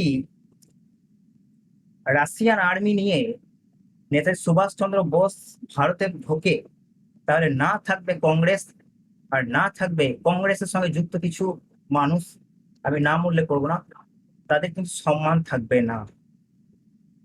এখান থেকেও বোঝা যায় যে যদি সত্যি সেদিন 1945-এ মারা যান, তাহলে 1946-এ তিনি কেন এই ধরনের চিঠি লিখছেন। এছাড়াও আরো একটি ইন্টারেস্টিং ঘটনা, যেটা বিদেশের ঘটনা। এই ঘটনাটি অনেক বড়, আমি ছোট করে তুলে ধরার চেষ্টা করছি। রাশিয়ান দূতাবাসকে একটা চিঠি পাঠান নেতাজি সুভাষচন্দ্র বোস। ওখানে যাওয়ার পর রাশিয়া টোকিওতে নভেম্বরে তিনি যান, সেখানে একটা চিঠি পাঠান এবং চিঠিটা দিয়ে পাঠান IN এর সেকেন্ড ইন কমান্ড ছিলেন MZ কেয়ানি, ওনাকে দিয়ে পাঠান সেটা ডেলিভারি করতে। উনি যান সাইকেলে চড়ে, কিন্তু ওনাকে দূতাবাসে ঢুকতে দেওয়া হয়। উনি কি করেন, চিঠিটা ছুঁড়ে ফেলে দিয়ে চলে আসেন এবং সেখানে একটা গুজব ছড়ায় যে তিনি সেখানে ছিলেন না, নেতাজি সেখানে যাননি, টোকিওতে যাননি, তিনি কোনো একটা সিক্রেট মিশনের জন্য রাশিয়ায় চলে যান। কিন্তু পরবর্তীকালে চিঠিটি 2000 সালের গোড়ার দিকে আমরা দেখতে পাই সেটা উদ্ধার হয় মস্কো থেকে। এখানে তার মানে প্রমাণিত হয়ে যায় যিনি রাশিয়ান যিনি ব্র্যান্ড অ্যাম্বাসেডর যিনি ছিলেন টোকিওতে, তিনি কিন্তু চিঠিটা কিন্তু মস্কোতে পাঠিয়ে দেন। কিন্তু এটা অ্যাকচুয়ালি এই যে সিক্রেট ঘটনাটা কিন্তু অনেকটাই সিক্রেট ছিল, এটা কিন্তু কোনোভাবে গুন্নাই বাবার পক্ষে জানা অসম্ভব ছিল, কিন্তু তিনি জানতেন। তিনি যে সমস্ত মানুষজনের সঙ্গে মিশতেন তাদেরকে কিন্তু তিনি এই কথাগুলো বলেছেন। এছাড়াও বলি তিনি সামনে এলেন না কেন, কি হতো সামনে এলে সেই সময় যদি তিনি সামনে আসতেন। 2019 সালের ঘটনা একটা, আমেরিকান কংগ্রেস ওমেন, নামটা ঠিক মনে নেই, ওনার একজন সেক্রেটারি, বাঙালি সেক্রেটারি, ওনার নাম শ্যাম চক্রবর্তী এবং নিউ ইয়র্কের ঘটনা। তা উনি একদিন কংগ্রেস ওমেনের একটি মিটিং এ একটা টি শার্ট পরে যান, সামনে লাগানো ছিল নেতাজি সুভাষচন্দ্র বোসের একটা ছবি। সেটা দেখার পর পুরো আমেরিকান মিডিয়া ওনার উপর ঝাঁপিয়ে পড়ে, ওনাকে প্রশ্ন করা হয়, বিভিন্ন ধরনের প্রশ্ন করা হয়, কি ব্যাপার, যুক্ত কিছু আছে নাকি ওনার সঙ্গে। তাহলে আমরা দেখতে পাচ্ছি 1945 থেকে যদি হিসাব করি আজকে 21, এতগুলো বছর 74টা বছরে কিন্তু ওনাকে কিন্তু এইভাবে দেখা হচ্ছে। কি অবস্থা! তাহলে সেই সময় তিনি যদি বলতেন যে আমি নেতাজি সুভাষচন্দ্র বোস, এটা যদি প্রকাশ করতেন, তাহলে আমরা এখান থেকে অনুমান করতে পারি সেই সময় কিন্তু কি হতো। এছাড়াও বিভিন্ন পলিটিক্যাল বিষয় আছে, আমি ওটাতে একদমই যাব না। এছাড়াও তিনি বলেছেন, এটা গুন্নেই বাবা যখন সামনে আসে তখন তিনি বলেছেন যে যে সমস্ত মানুষের সঙ্গে কথা বলতে তাদের বলতেন যে আমার মেটামরফোসিস হচ্ছে। এই মেটামরফোসিস কি না, আমাদের কিন্তু এটা দেশ ভাগের পরিপ্রেক্ষিতে বুঝতে হবে। এটা আজকের দিনে আমাদের কাছে বসে পার্টিশনটা আলোচনা করার মতো বিষয় হলেও কিন্তু ওনার কাছে ছিল না। উনি কিন্তু হৃদয় দিয়ে সেটাকে অনুভব করতেন, এবং তিনি যখন 71-72 সময় এই কথাগুলো বলছেন, 71-এর আগে 65-70-এ, এবং 71-এ তো বাংলাদেশের যুদ্ধ, তখন আবার লাখে লাখে রিফিউজি আসছেন, তখন তিনি কথাগুলো বলতে বলতে কাঁদছেন।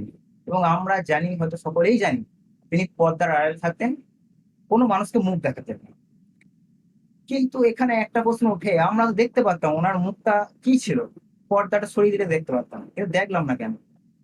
কারণ একটা, এমনও হয়েছে অনেক সময় ফ্যানের হাওয়ায় পর্দাটা উড়ে গেলেও যে মানুষগুলো কথা বলতেন ওনারা মুখটা তুলে আবার দেখতে পারেনি, কারণ সাহস কারোর ছিল না। আর ওই লেভেলের পার্সোনালিটি যে একটা প্রশ্ন করে জিজ্ঞেস করি ছিল না। উনি যেটুকু বলতেন সেটুকুই কিন্তু মানুষজন শুনে আসতেন, শুনেছেন। ওনার বাইরে একটুকু তিনি কিছু বলতেন না বা কেউ জিজ্ঞাসা করতেও পারত। তবে পারতেন, একমাত্র পারতেন লীলা রায় এবং পবিত্র মোহন রায়, ওনার দুজন সহকর্মী। এনাদের সাহস ছিল বা প্রশ্ন করার মতো, পার্সোনালি জিজ্ঞেস করার মতো ক্ষমতাও ছিল যে জিজ্ঞেস করি, কিন্তু সেই সময় যাই হোক এটা সম্ভব হয়নি। এছাড়াও দেশ বিদেশে আরো বিভিন্ন ঘটনা রয়েছে, যেমন কলকাতায় যখন সাইমন কমিশন আসে সেখানে একটা উত্তাল হয়েছিল, হিন্দু কলেজ বন্ধ করে দেওয়া হয়। সেখানে কিন্তু সুভাষচন্দ্র বোস ওই নিজে হিন্দু কলেজের সমস্ত ছেলে মেয়েদের থাকার ব্যবস্থা করে দিয়েছিলেন। এছাড়াও তিনি যাবার ইচ্ছা ছিল রাশিয়াতে, কিন্তু পরিস্থিতি বাধ্য হয়ে তিনি জার্মানিতে ওনাকে যেতে হয়েছিল। এই ধরনের বিভিন্ন ধরনের ঘটনা, এগুলি যথেষ্ট সময় সাপেক্ষ। আমি এই সময় আর না বাড়িয়ে আমি আমার আলোচনা এখানে শেষ করব। তবে বলে রাখি, রিসার্চারের নাম চন্দ্রচূড়া ঘোষ, শ্রদ্ধেয় চন্দ্রচূড়া ঘোষ। ওনার টিম দীর্ঘ 15 বছর ধরে রিসার্চ করে আসছেন এই বিষয়ে। আমি আমার সহপাঠীদের রিকোয়েস্ট করব, ওনাদের লেখা বইও রয়েছে, কনানড্রাম, অ্যামাজনে অ্যাভেলেবেল, আর ওনাদের বাংলা ভার্সনও কাজ চলছে, এটা ইংলিশ ভার্সন বই। সেখানে কিন্তু এই সমস্ত তথ্যগুলি আরো ডিটেলসে দেওয়া আছে। এবং এখানে একটা প্রশ্ন উঠতে পারে যে এখনো তো ফাইল খোলা হয়নি, তাহলে ওনারা কিভাবে রিসার্চ করছেন? আমি এটা আজকে নয়, আমি অনেকদিন ধরেই ওনার সম্পর্কে যে সমস্ত তথ্যগুলি কালেক্ট করেছি বা আমি জানি, ওনার বিভিন্ন ধরনের সেমিনার আমি অ্যাটেন্ড করি, এখানে কিন্তু পুরোপুরি স্পষ্ট যে সরকারের তরফ থেকে জানানো হলো ফাইল কিন্তু ওপেন হয়নি সমস্ত তথ্য। এটা একটা হিপোক্রেট মধ্যে তৈরি করা হয়েছে, ফাইল ওপেন করা হয়েছে কিন্তু তৈরি করা হয়নি, কিন্তু ওনারা সিস্টেমের বাইরে গিয়েও তথ্য কালেক্ট করছেন এবং বিভিন্ন কলেজে বিভিন্ন জায়গায় ওনারা সেমিনার করে থাকেন। আমি সেমিনারগুলো অ্যাটেন্ড করার জন্য আমার সহপাঠীদের রিকোয়েস্ট করব। আর আজকে সকলকে আমার ধন্যবাদ জানিয়ে আমি আমার এখানেই আলোচনা শেষ করলাম। জয় হিন্দ, বন্দে মাতরম।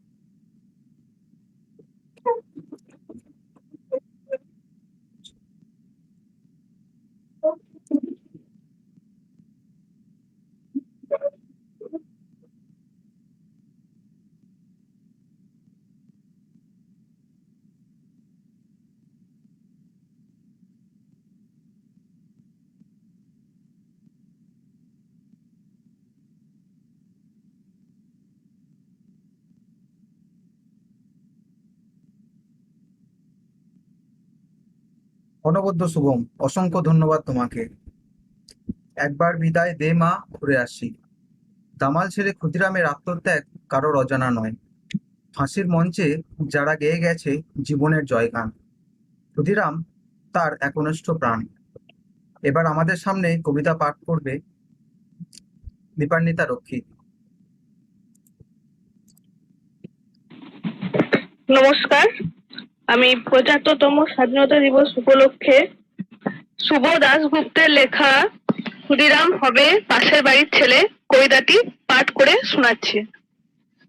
ক্ষুদিরাম হবে পাশের বাড়ির ছেলে, আমার ছেলে ডাক্তার হবে, আমার ছেলে ইঞ্জিনিয়ার হবে, নিদেন পক্ষে সরকারি অফিসার। ক্ষুদিরাম হবে পাশের বাড়ির ছেলে, আমার ছেলে দেশ চালাবে, দেশ শাসন করবে, গাড়ি চাপবে সামনে ড্রাইভার, পেছনে চাবড়া সিট আর দিন। গরমে কুল্লু মানালি, শীতে কোবালাম বিচ। ক্ষুদিরাম হবে পাশের বাড়ির ছেলে, দেশের জন্য লড়াই করবে ও পাড়ার ওরা। আমার ছেলে ঘাড় গুঁজে কেরিয়ার বানাবে, বিজ্ঞান শিখবে, অঙ্ক শিখবে, কবিতা শিখবে, বড় বড় মনীষীদের জীবনী পড়বে, দেশের জন্য মুখে রক্ত তুলবে ও পাড়ার ওরা। আমার ছেলে আমার রক্ত জল করা পয়সা সুদে আসলে উসুল করবে, নেতাজি সুভাষ হয়ে দুরন্ত দুঃসাহসে ঘর ছাড়বে অন্য কেউ। আমার ছেলে নেতাজির জীবনী লিখে অ্যাওয়ার্ড পাবে, ক্ষুদিরাম হবে পাশের বাড়ির ছেলে। আমরা তামাকে এবং দুধে, রসে এবং বসে, সুখে এবং আরামে দিন কাটাবো, দেশের মুক্তি প্রাণের মূল্যে কিনে আনবে অন্য কেউ। আমরা মুক্ত স্বদেশে ঘাড়ে পাউডার লাগিয়ে গদ গদ কণ্ঠে গণসঙ্গীত গাইবো, সারে জাহা সে আচ্ছা হিন্দুস্তান হামারা। ক্ষুদিরাম হবে পাশের বাড়ির ছেলে। ধন্যবাদ।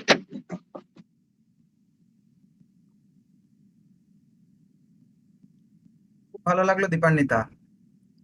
এবার আমি আমার আর এক সহপাঠিনী অনুপমাকে সঙ্গীত পরিবেশন করতে অনুরোধ করব। Anupama তিরুয়া। Thank you, Prithvi. And I wish everyone present here 75th Independence Day. আমি আমার গানটা শুরু করি। I hope I can justify the song. I hope শোনা যাচ্ছে না পৃথ্বী? হ্যাঁ, ক্লিয়ার শোনা যাচ্ছে, তুমি কন্টিনিউ করো। Great. लब पे आती है दुआ बनके तमन्ना मेरी, जिंदगी शम्मा की सूरत हो दुआ मेरी। लब पे आती है दुआ बनके तमन्ना मेरी।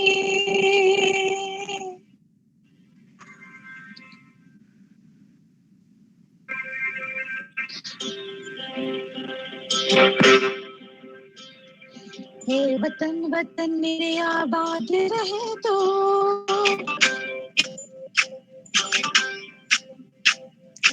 हे वतन वतन मेरे आबाद रहे तो,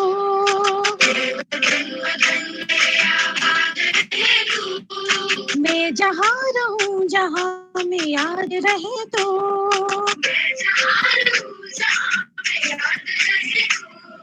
हे वतन मेरे वतन,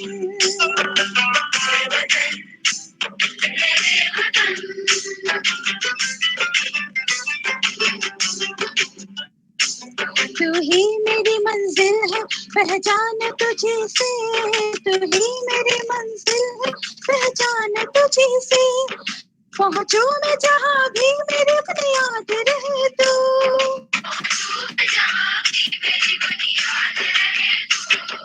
मेरे वतन मेरे वतन।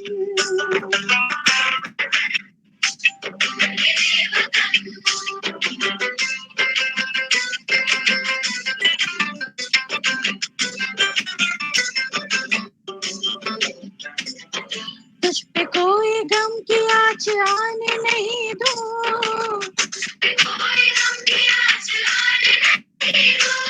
कुर्बान मेरी जान तुझ पे शाद रहे तो,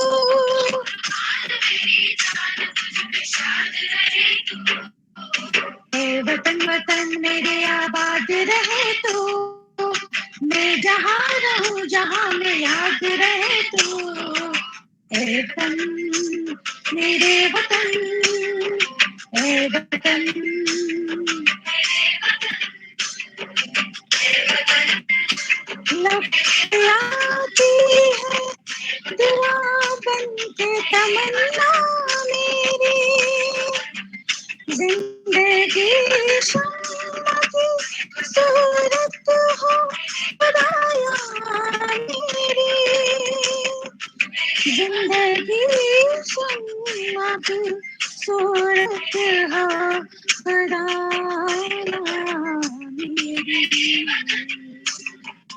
मेरे वतन मेरे वतन मेरे वतन मेरे वतन मेरे वतन मेरे वतन। ধন্যবাদ, থ্যাংক ইউ।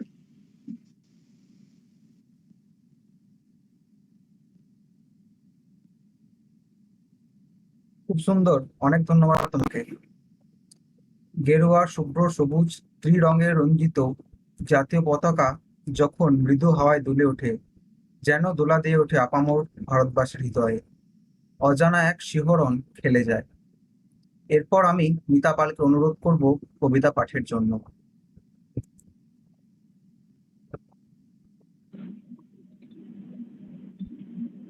নমস্কার। আজ ৭৫তম স্বাধীনতা দিবসে বীর শহীদদের জানাই শতকোটি প্রণাম ও আমার সকল অধ্যাপক ও অধ্যাপিকাদের প্রতি শ্রদ্ধা ও প্রণাম জানাই এবং আমার সহপাঠীদের প্রতি জানাই আন্তরিক অভিনন্দন ও শুভেচ্ছা। আমরা সবাই জানি পতাকার ৩টি রং, কিন্তু কবি সুকান্ত আচার্য তার কবিতায় পতাকার ৫টি রং ব্যাখ্যা করেছেন একটি শিশুর মাধ্যমে। শুরু করছি আজকের কবিতা পতাকার ৫টি রং। বলো তো দেখি, পতাকায় মোদের কয়টি রং আছে? শিক্ষক এসে শুধালেন হেসে দ্বিতীয় শ্রেণীর কাছে। একসাথে মিলে সব ছেলে বলে চিৎকার করে জোরে, ৩টি বর্ণ রয়েছে রাঙানো জাতীয় পতাকা জুড়ে। শ্রেণীর পিছনে বেঞ্চের কোণে শিশু ছিল এক বসে। পতাকার মাঝে ৫ রং আছে, বলল সে মৃদু ভাষে। কথা শুনে বাকি শিশু গণে হেসে খায় লুটোপুটি। শিক্ষক রেগে বলেন হেঁকে, বোঝাও কি করে ৫টি? মাথা নিচু করে ভয়ার্ত স্বরে সরল শিশুটি বলে, ওপরে গেরুয়া মাঝখানে সাদা, সবুজ আছে তার তলে, আর আছে আঁকা গোলাকার চাকা, নীল রং আছে এতে। শিক্ষক বলে এটিকে ধরলে তবুও হচ্ছে ৪টে। অবোধ শিশুটি বলল তখন, রং আছে আর এক লাল লাল ছোপ দাগ দেখা যায় ওই পতাকার মাঝে। বাবাকে যখন আনলে ওরা কফিনের ঢাকা খুলে, জড়ানো রয়েছে দেহখানা তার পতাকা আর ফুলে। রক্তের দাগে ছিল লাল ছোপ ওই পতাকার মাঝে। এই নিয়ে মোট হলো ৫টি। এবার তো ঠিক আছে। সরল শিশুটির জবাবখানি কাঁপিয়ে দিল বুক, অশ্রু এলো নয়ন ভরে, শুকনো হলো মুখ। আজও যারা দেশের জন্য করছে বলিদান, স্বাধীনতার শহীদ সম তাদের অমর প্রাণ। হয়েছে স্বাধীন, পেরিয়ে গেছে ৭০টি বছর, দেশ বাঁচাতে যাচ্ছে যে প্রাণ, রাখছে কি তার খবর? দেশ বাঁচাতে যাচ্ছে যে প্রাণ, রাখছে কি তার খবর? নমস্কার।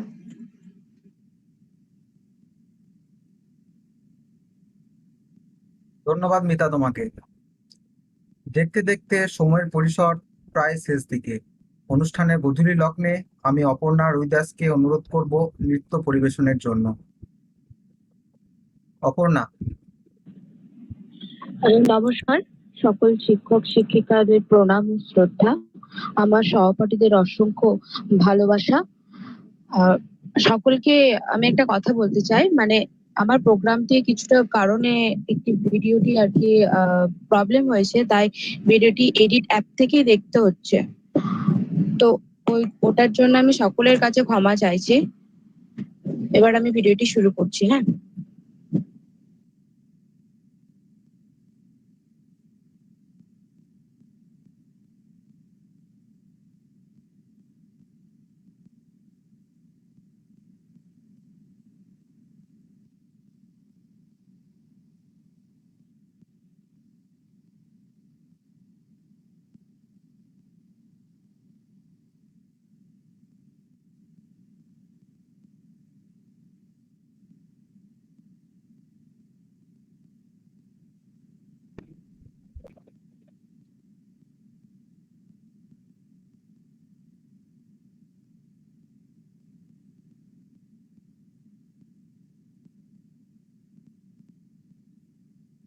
হ্যালো, দেখা যাচ্ছে?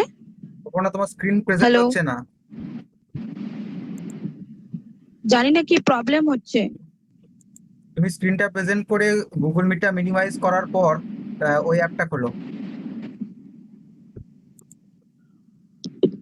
আচ্ছা,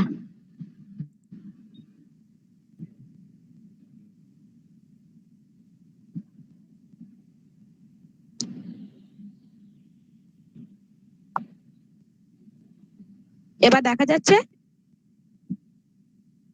এখনো দেখা যায়নি, তোমার স্ক্রিনটাই প্রেজেন্ট হয়নি। তুমি গুগল মিটে গিয়ে প্রথমে স্ক্রিনটাকে প্রেজেন্ট করো, তারপর গুগল মিটটাকে মিনিমাইজ করো। তুমি স্ক্রিনটাকে প্রথমে প্রেজেন্ট করো, তারপর গুগল মিটটাকে মিনিমাইজ করো। মিনিমাইজ করার পর তুমি ওই অ্যাপ থেকে ভিডিওটা প্লে করো।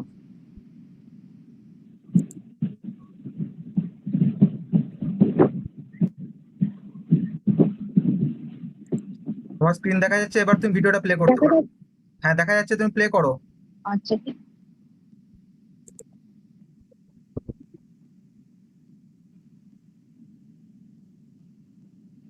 সম্ভবত তোমার মাইকটা অফ আছে, মাইকটা অন করো, সাউন্ড আসছে না আমাদের কাছে।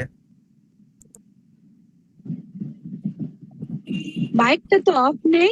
গুগল মিটে তোমার মাইকটা মনে হচ্ছে হ্যালো, মিউট করা, আমাদের কাছে কিন্তু সাউন্ড আসছে না। না মিউট করা নেই। বেশ, ঠিক আছে, তুমি কন্টিনিউ করো।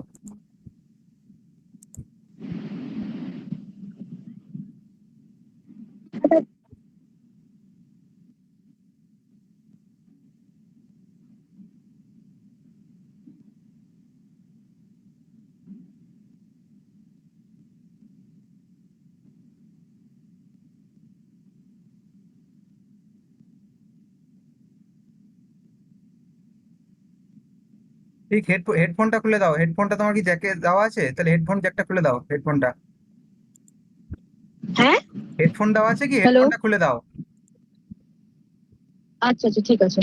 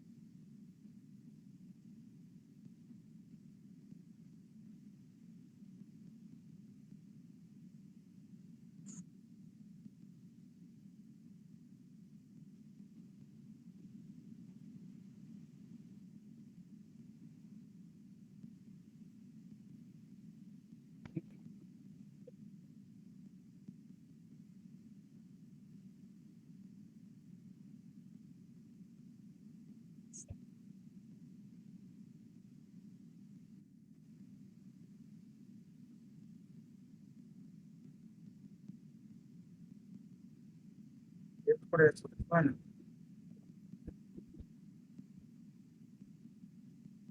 এত বড়, এত বড় লেফট করে যাবে সবাই।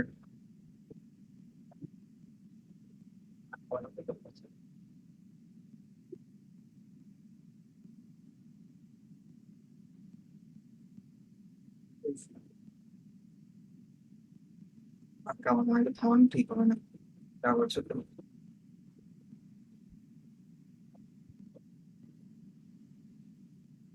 ভিডিওটা রেন্ডার করতে পারিনি। পেছন দিলাম।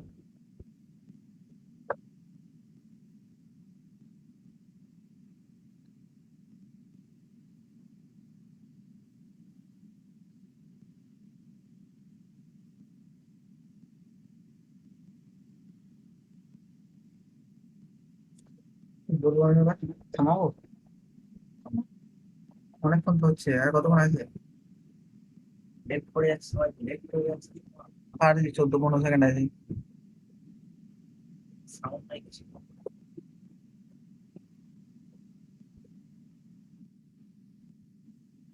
সবাই লেফট করে যাচ্ছে না? ওপর না?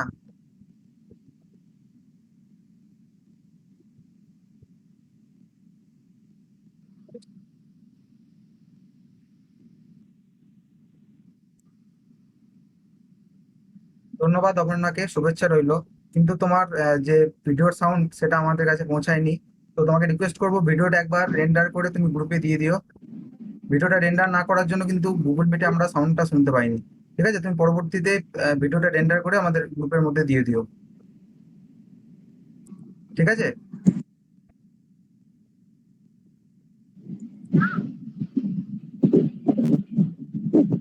বেশ, আমরা পরবর্তীতে চলে যাচ্ছি অনুষ্ঠানে। সবেরই শেষ আছে আজ, তাই আমাদের এই অনুষ্ঠানটি শেষ করব আমাদের এক সহপাঠিনী সুমিত্রা ঘোষের একটি ছোট্ট কুইজ প্রতিযোগিতার মধ্য দিয়ে। সুমিত্রা, ইয়েস, বলছি। শুনতে পাচ্ছ আমার কথা? হ্যাঁ ক্লিয়ারলি শোনা যাচ্ছে, তুমি কন্টিনিউ করো। ঠিক আছে। আজ ৭৫তম স্বাধীনতা দিবস উপলক্ষে আমরা এখানে আমাদের সবাইকে জানাই শুভেচ্ছা ও অভিনন্দন। বিশেষ করে আমাদের স্যার ম্যাডাম এবং দেবলীনা ম্যামকে অনেক অনেক ধন্যবাদ। ওনার অদম্য আগ্রহী আমরা এই অনুষ্ঠানটা করতে পারছি। পৃথ্বীরাজকেও অনেক অনেক ধন্যবাদ। ঠিক আছে, আমি আমার প্রশ্নগুলি বলছি, যে যা পারো উত্তরটা পারলে ও প্রাইজটা অফলাইনে দেওয়া হবে যদি দেখা হয় কোনোদিন। ঠিক আছে। হ্যালো, হ্যাঁ ক্লিয়ারলি শোনা যাচ্ছে, তুমি কন্টিনিউ করো। কখন ভারত ছাড়ো আন্দোলনের ঘোষণা করা হয়?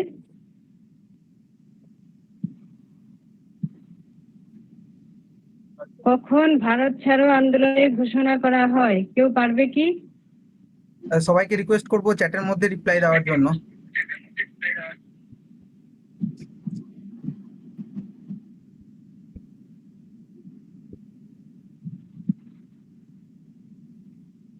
মাইকটা মিউট করো ফোন। ঠিক আছে, আমি আনসারটা বলে দিচ্ছি। 1942 খ্রিস্টাব্দে 9ই আগস্ট। ঠিক আছে। এবারটা কবে ক্ষুদিরাম বসুর ফাঁসি হয়েছিল বা কার্যকর হয়েছিল? কবে ক্ষুদিরাম বসুর ফাঁসি কার্যকর হয়েছিল?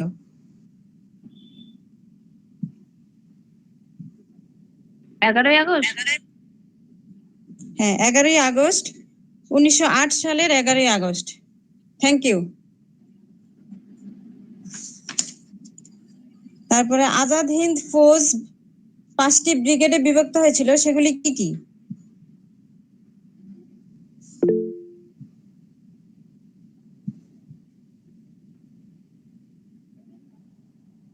ঠিক আছে, আমি বলে দিচ্ছি। Gandhi brigade, Nehru brigade, Azad brigade, Subhash brigade আর ঝাঁসি রানী ব্রিগেড। ওকে। কোন সালে বঙ্গভঙ্গের ঘোষণা হয়? সুমিত্রা, বলছি সবাইকে একটু টাইম দাও, হ্যাঁ, মানে বলো। চ্যাটে অনেকজন চ্যাটে উত্তর দিচ্ছে দেখছি, আসতে একটু টাইম লাগে, তো তুমি 1 মিনিট মতো টাইম দাও সবাইকে। ঠিক আছে, ঠিক আছে, থ্যাংক ইউ।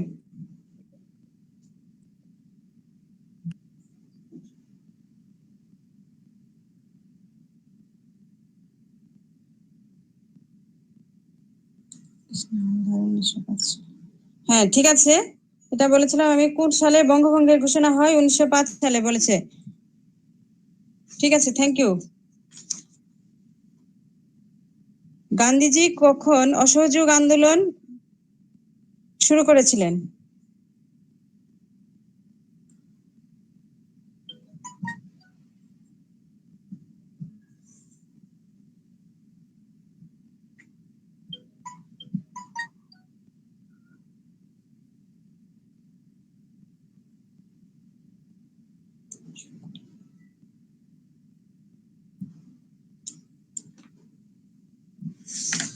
হ্যাঁ, ঠিক আছে, ঠিক আছে, উত্তরটা ঠিক আছে, 1920 সালে। এরপরের প্রশ্নটা, কবে ভগৎ সিং, রাজগুরু ও সুখদেবের ফাঁসি কার্যকর হয়?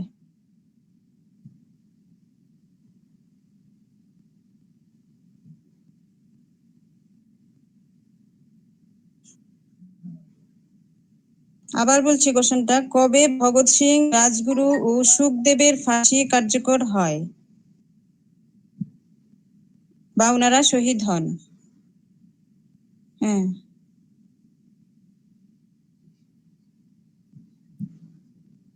ঠিক আছে, সালটা ঠিক আছে 1931, কিন্তু ও 31 মার্চ, 31 মার্চ হবে আনসারটা।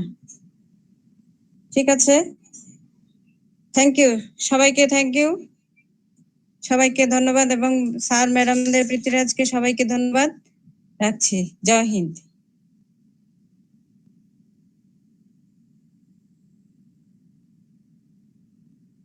অসংখ্য ধন্যবাদ সুমিত্রাকে। আজকের ক্ষুদ্র ক্ষুদ্র প্রয়াসের মাধ্যমে আমরা স্মরণ করলাম আমাদের মুক্তিযোদ্ধা তথা দেশপ্রেমীদের, যাদের বিন্দু বিন্দু রক্তে সিক্ত এই মাটি বয়ে নিয়ে যাচ্ছে সাম্যের কান, উড়ে চলেছে জয়ধ্বজা। যাবে অতিমারির কারণে আমরা হয়তো আজ আমরা সামনাসামনি হতে পারলাম না, তবে আশা করব আগামী দিনগুলিতে কেটে যাবে অতিমারি, কেটে যাবে ভয়, আবার এক হয়ে শুরু হবে আমাদের নতুন পথ চলা। অনুষ্ঠানে উপস্থিত সকলকে ধন্যবাদ ও শুভেচ্ছা। নমস্কার।